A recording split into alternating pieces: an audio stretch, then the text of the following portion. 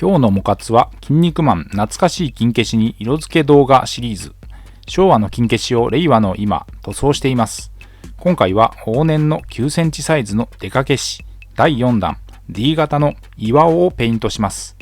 筋骨マンと行動を共にした相棒で岩石の怪獣水性アクリル塗料で色付けをしました。デカ消し第4弾 D 型、当時のパッケージに同梱されていたブックレットです。丸腰製の正規品で4段のパッケージにはこれが入っていました。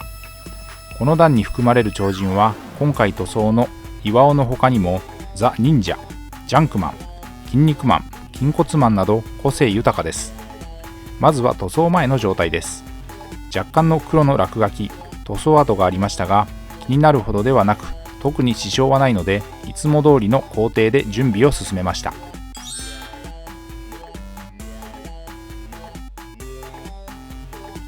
塗装後のレビューを先に。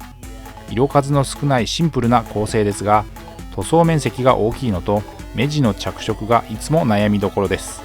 下処理からペイントの様子は記録していますのでここから詳しくご覧ください。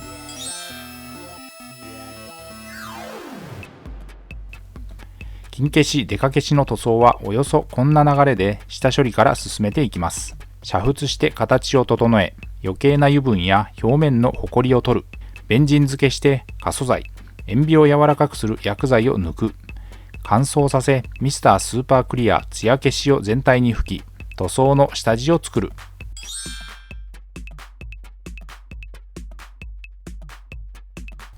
そして塗装です。塗装の様子はハイライトで使用したカラーごとに見ていきます。まずはベース塗装です。バレホのゲームカラーデッドホワイトを水で溶いて薄めながら塗りました。全体に塗りました。この方法が結果として効率が良いので最近は消しゴム塗装ではこの薄く白の下地を入れる作業はほぼ全面に行うようにしています。ハケを使って一気に塗るので 2,3 分あればできてしまいます。本格的な色分けの1色目はメインカラー全身に塗ったライトなグレーです。下出るカラーのベースセレストラグレイ、隠蔽力は強めの塗料ですし下地の白の効果ももちろんありますが何分塗装面積が大きいので全くムラなしとは難しくですがいずれにしても上塗りでの調整があるので目と口を除いて一旦全身に塗り切りました。使用した筆は基本は模型塗装用の面相筆、面積の広い箇所はブラシハケを使って時短させ効率よく塗装をしました。工程は下地塗りから上塗りの大きく2段階です。今回の塗装で使用した塗料はこちら。かかった時間は約50分の塗装でした。全身のグレーが完全乾燥の後、目地となっている造形の筋に液体塗料の黒を入れました。下出るカラーのコントラスト、ブラックテンプラーを使いました。水分量を調整しながら色が乗りつつ適度に流し入るように色を入れていきました。目、瞳にもこのカラーを入れています。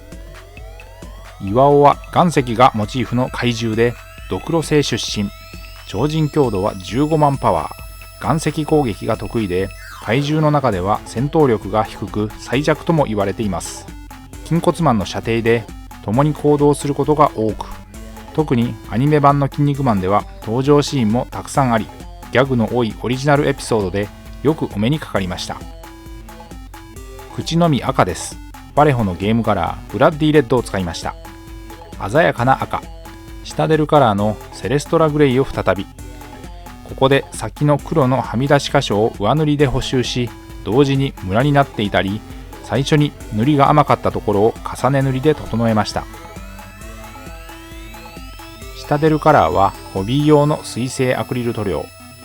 塗料の食いつきもよく隠蔽力が高いので下地の色を気にせずに塗ることができます。イギリスのゲーム制作会社ゲームズワークショップが販売しているマットな質感の水性塗料です。デカ消しは約9センチサイズの少し大きいサイズの金消しでバンダイの子会社吊り下げ玩具を得意とした株式会社丸越が販売していたフィギュアシリーズでした。各段約10体全12段までリリースされていました。目に明るい黄色、ファレホのモデルカラーアイスイエローを使いました。ここは一番細かい塗装箇所。極細筆で丁寧に色を入れました。続いて仕上げ。